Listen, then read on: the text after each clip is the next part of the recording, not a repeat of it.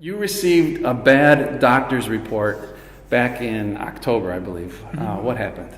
Yeah, so basically it was right after our anniversary, and I wasn't feeling quite right. I wasn't exactly sure what was going on, but I sort of just had a real bad feeling. My dad is a diabetic, and I borrowed his test kit. And so it was the Tuesday after the weekend of our anniversary, and I tested myself, and my blood glucose was up at 290, and a normal range is somewhere between 70 to 120. So I was way outside where I should have been. Yeah. So then I called the doctor, made an appointment. He agreed that's probably what it was, but he sent me for blood work. We got the blood work back, and that's what it was. He's like, well, this is something that we're now going to have to manage. This is going to be your whole life. You're going to have to spend this is something you just have to manage your whole life, and we're just going to do that. I was devastated. When he told me, that whole weekend, I knew what the family history was, and when he got the blood test results back and everything, I was just devastated. I was like, oh my gosh, my mind was reeling. I had no idea how we were going to handle it and what we were going to do and what the future held for us. I was scared. I was like, oh my gosh, I'm going to lose my husband to this disease. I was terrified. Right. Yeah, so basically he put me on a bunch of medications, and he's just like, we're just going to have to, take blood tests every few months and figure out, eventually I might need insulin, and, basically a lot of control measures to get under control. Because if I didn't, so my dad, 5 years after he was diagnosed, had his first heart attack, and pretty much every 5 years since, he's had something. And thank God he's always been healed of that, and with hospital visits and all that. But it looked like that's what my life was going to be now. And you invited us to come up anybody to come up at the end and ask for healing, so we did. And you and the elders prayed for us. You introduced us to Mary Ann's testimony. That's right.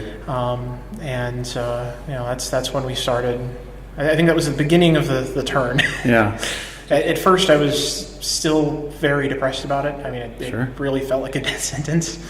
But we started working on it. We started praying, and gradually we saw stuff change. Explain what that means, working on it, because of course you got to take the medicine, but what else? Well, a big part of type 2 diabetes is weight. So they're not exactly sure why, but one of the things that helps an awful lot is if you can lose weight. And the more weight you lose, the better chance you have of either having a favorable outcome or in the best outcome, reducing. You don't have diabetes. Sure. So what'd you do for? We pretty much entirely changed our diet. There was a lot of exercising involved. There was a lot of effort. Mike got called in last second to serve with the audio-visual stuff, and so we were here, and we weren't even going to be here. Wow! And God called us to be here, and we heard that whole testimony, and I know for me, it really solidified standing in faith. For God to heal him. That's right. Because it was so hard on us, everything that we had done. I know part of the miracle from what you had shared with me was something that really happened in you to just have this new drive to... initially we were just praying for miraculous healing, right? Just take it away. Absolutely. But as time went on and I started realizing what was happening and what was going to need to happen, I started praying for first the knowledge to know what I needed to do, because there's so much advice on diabetes, losing weight, all of this, and it's very hard to tell what's good from what's bad. So I wanted the discernment. There's a billion experts on both sides of the aisle. So I was praying for that, and then I was also praying for the strength after I had the knowledge to do what I needed to do, because anybody who's ever tried, at least for me, it's a lot of effort to make those changes. I think most people can relate to that. I was in this hopeless place, and then all of a sudden it started looking like, hey, maybe I can do this. Maybe I know what I can do. Maybe I have some control over this. Maybe God has control of this. Wow. So 3 months ago, I had my first follow-up. I was still on the medication at that point. The doctor did the blood work, and he's like, everything's coming back normal. He's like, the blood glucose is normal, the A1C is normal. He's like, at this point, he's like, you're still on the medication. So at this point, he's like, this is well controlled. Seems to be working. But he's like, let's try taking you off the blood glucose controlling medication, the metformin. And he's like, okay, well, we'll see where we are in 3 months. And he's like, in 3 months, if everything still looks good, he's like, you might not have diabetes anymore. So I'd been off of the metformin for 3 months.